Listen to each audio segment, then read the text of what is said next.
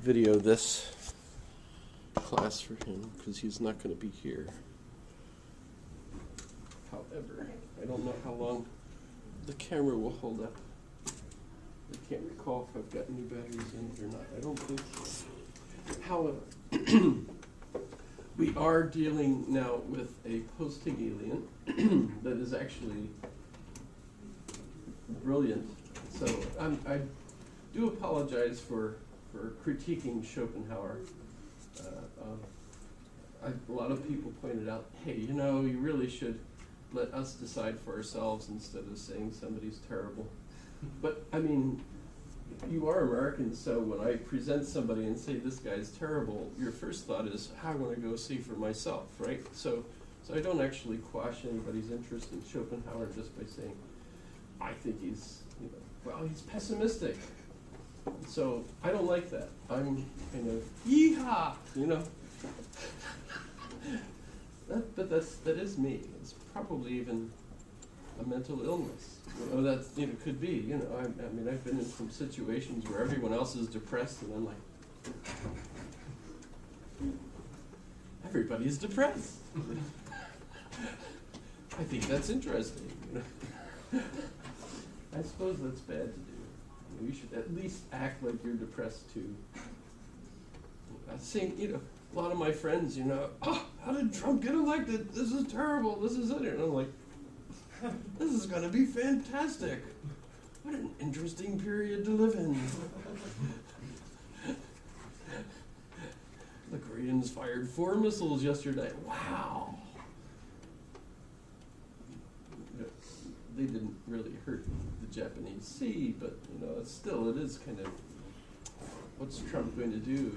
This is going to be interesting. And what's China going to do when Trump does what he's going to do? It's going to be fantastic. So, sorry about being pessimistic about Schopenhauer being pessimistic. Please feel free to study Schopenhauer. Consider it just fate, if you end up becoming depressed too. That's the way things are. But today we're looking at a post-Hegelian who is clearly influenced, if not so much by Hegel, at least he is actually influenced by Hegel.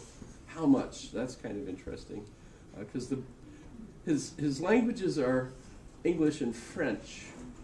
As far as I know, those were the two that he spoke fluently. I don't know if he's knew enough German.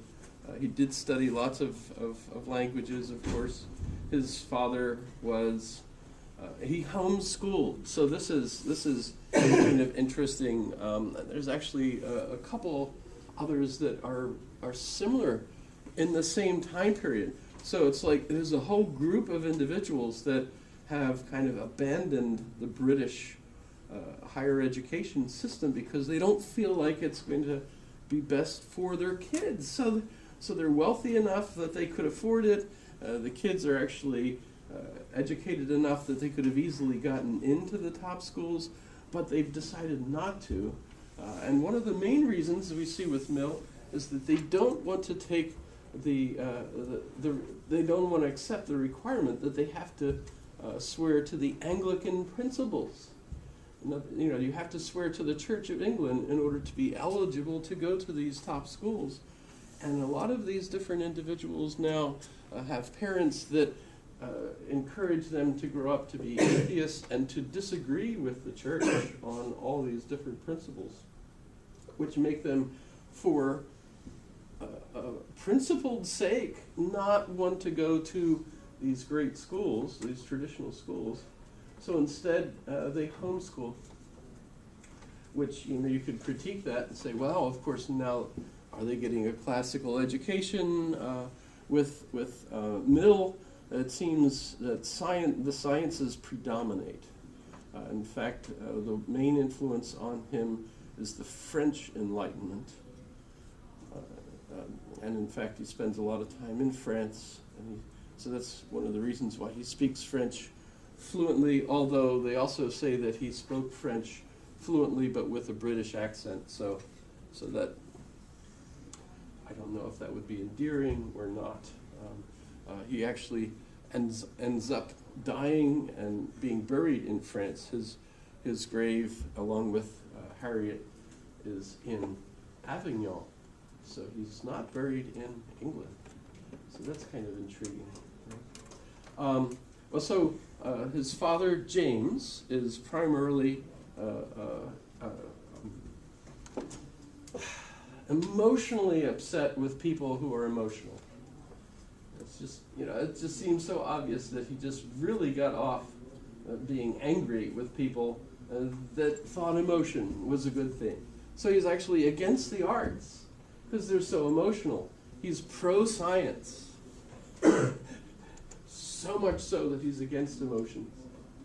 And it just strikes me as it was probably hilarious to hear him ranting about all these people that are emotional about the arts. And part of it, of course, is the romanticism, the romance period, because there is that in continental European thinking. So there's this romantic association. The icon of that is Lord Byron, who actually sacrifices himself, remember, for the Greek cause. He doesn't die in action. He dies of illness that he gets while he's there. But he's still considered, like the romantic hero of the day, because he was so emotionally committed to a cause. So even like if we think of J.K. Rowling and Voldemort, Voldemort in a sense is a romantic hero. It's not my fault. It's just true. He's completely committed to a cause. We might hate the cause, but what's endearing, and gosh, this reminds me of Ollivander, right? When he says, I know every one I've ever sold, right? And the one who bought that one, he who can't be named, right? Must not be named, right? He's the one that gave you that scar, right? Because there's only two wands that are made with a feather from that phoenix, right? And so there's something we know for sure about you, Harry. You're going to be great. Because the other one did great things. Terrible, right? But great, right? Right? And if you think, wow, where does, he's not can you imagine someone saying, Hitler, wow, Hitler did great things. Terrible, but great. No, you can't imagine anyone doing that, because we don't think of that. That's not a romantic period. But Voldemort, in a sense, represents that kind of romantic impulse to be just super engaged in a particular quest or, saving Greece.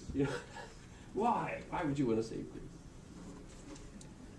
That's, and a lot of other main characters that we think of as Chopin, right? He was like the Elvis of the day, right? Playing the piano so fantastically. Are you familiar with Chopin? Chopin? The name sounds familiar. The name sounds familiar. Name sounds familiar. I suppose the most famous of his works is the Polonaise. Although, what? Sign into Chrome.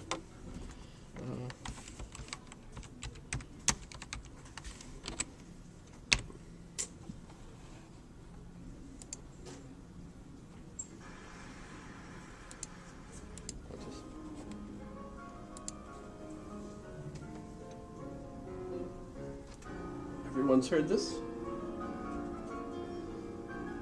I see no signs of recognition. No? Not this particular piece. Not in this particular piece.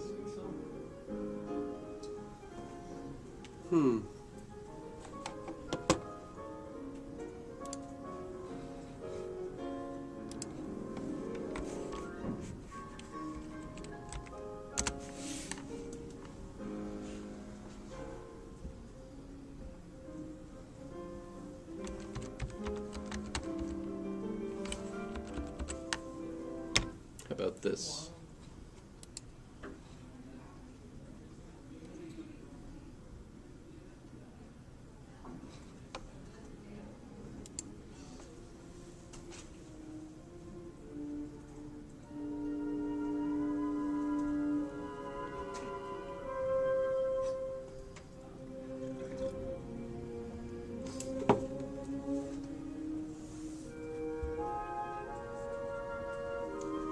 So, strictly speaking, musically, as I understand it, and I don't understand it, but nonetheless,